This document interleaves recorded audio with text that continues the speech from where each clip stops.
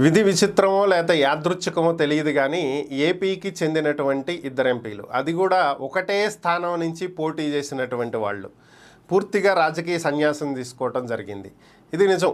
కావాలంటే మీరే ఒకసారి రికార్డులు చూసుకోండి. 2004, 2009లో విజయవాడ ఎంపీగా కాంగ్రెస్ పార్టీ తరపున గెలుపొందినటువంటి లగడపాటి రాజగోపాల్, అప్పట్లో ఆయన ప్రత్యేక హోదాకు రాష్ట్ర విభజనకు వ్యతిరేకంగా చాలా గట్టిగానే ప్రయత్నం చేశారు. తనదైన శైలిలో ఉద్యమాన్ని నడిపించారు. గట్టిగానే కేంద్రంతో కొట్లాడారు. రాష్ట్రాన్ని విడగొట్టడానికి వీల్లేదు అని చెప్పి పార్లమెంటు తలుపులు మూసేసి బిల్లు ఆమోదించేటువంటి సమయంలో పెప్పర్ స్ప్రేలు కూడా స్ప్రే చేసి వార్తల్లోకి ఎక్కినటువంటి వ్యక్తి. ఇక తన సర్వేలతోటి ఆంధ్ర ఆక్టోపస్ అని కూడా పేరు తెచ్చుకున్నటువంటి వ్యక్తి. ఎప్పుడైతే రాష్ట్రం విడిపోయిందో అప్పుడే ఆయన రాజకీయ సన్యాసం చేశారు. వరుసగా 2 సార్లు గెలుపొంది ఇంకా పూర్తిగా రాజకీయాల నుంచి తప్పుకున్నారు. అప్పటి నుంచి ఇప్పటి వరకు ఆయన ఏ పార్టీతోని లేరు. ఆయన వ్యాపారాలు చేసుకుంటూ ఆయన పని ఆయన చేసుకుంటున్నారు. ఇక 2009 తర్వాత పరిస్థితులు చూసినట్లయితే అదే విజయవాడ ఎంపీ స్థానానికి ప్రజారాజ్యం పార్టీలోకి వెళ్ళి అక్కడ ఇమడలేక టీడీపీలోకి వచ్చి 2014, 2019లో వరుసగా విజయవాడ ఎంపీగా గెలిచినటువంటి వ్యక్తి కేశినేని నాని.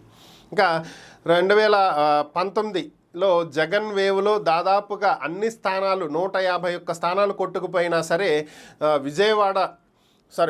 ఈ ఎంపీ పరిధిలో ఉన్నటువంటి 7 స్థానాల్లో కూడా దాదాపు 6 స్థానాలు వైసీపీ గెలిచినా కూడా ఆయన మాత్రం ఎంపీగా గెలిచారు. సో అలాంటిది ఆ తర్వాత చంద్రబాబుతో వచ్చినటువంటి విభేదాలు, ఆయన బహిరంగంగానే చంద్రబాబుతో విభేదించి విమర్శించటం, ఎన్నిసార్లు అవకాశం ఇచ్చినా నాని మార్చుకోవట్లేదనేటువంటి ఉద్దేశంతో చంద్రబాబు ఆయన్ని పక్కన పెట్టి ఆయన తమ్ముడు కేశినేని చిన్నీకి టిక్కెట్ ఇవ్వటం.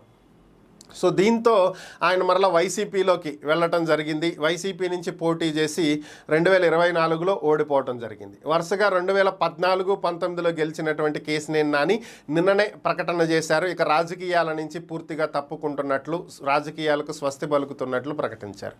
సో ఇది యాదృచ్ఛికమో మరి విధిలిఖితమో తెలియదు కానీ 2004, 2009లో వరుసగా 2 సార్లు ఎంపీ అయిన లగడపాటి రాజగోపాల్ రాజకీయ సన్యాసం చేశారు. మరి 2014, 2019 వరుసగా 2 సార్లు ఎంపీ చేసినటువంటి కేశినేని నాని కూడా రాజకీయ సన్యాసం చేశారు. ఇద్దరూ కూడా ఒకటే ఎంపీ స్థానం నుంచి పోటీ చేసినటువంటి వ్యక్తులు. ఇద్దరూ కూడా వరుసగా 2 సార్లు గెలిచినటువంటి వ్యక్తులు. ఇది పరిస్థితి.